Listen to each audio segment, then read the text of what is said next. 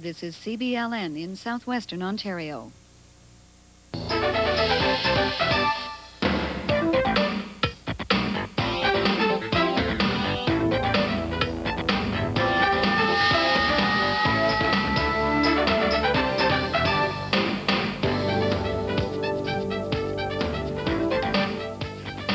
Good evening, I'm Jim Wicks.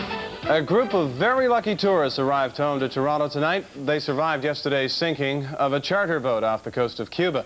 2 people, a Canadian and a British woman, drowned in that incident. We get more than 2 dozen survivors were flown home tonight, and Cass Rusi was there to meet them. The aircraft carrying the shaken tourists was surrounded by ambulances tonight at Pearson International Airport. Several passengers with bad cuts and bruises were carried onto stretchers and rushed to the nearby Etobicoke General Hospital. It was a terrible boating accident. At the airport, the Canadian tourists talked about their harrowing ordeal on a small boat off the southern coast of Cuba. But as soon as we hit the seas, it got very rough. The boat was going up and down terribly. We also had about 2,000 pounds worth of scuba diving equipment, so it was overloaded probably 5 times. There were 39 people on a boat that was meant for only about 15 people. And they did not tell us what was happening. They didn't tell us that the boat was about to sink. The boat carrying the tourists, most of them Canadians, capsized just off Santiago de Cuba on Thursday. Passengers say the boat was unsafe. There were no life jackets. If somebody asked for a life jacket, they laughed at them.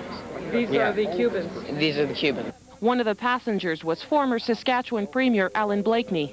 It was clearly not capable of carrying the number it had. Blakeney suffered bad scrapes to his arms I am far from the worst. and to his legs when the boat flipped over.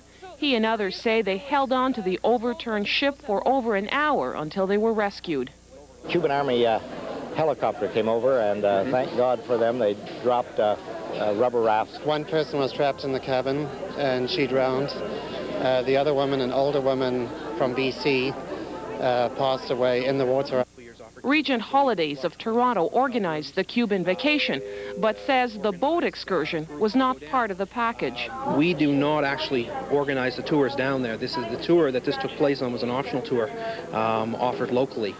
Regent Holidays says it's anxious to get in touch with Cubanacan, the Cuban operators who booked the Canadians on the boat cruise.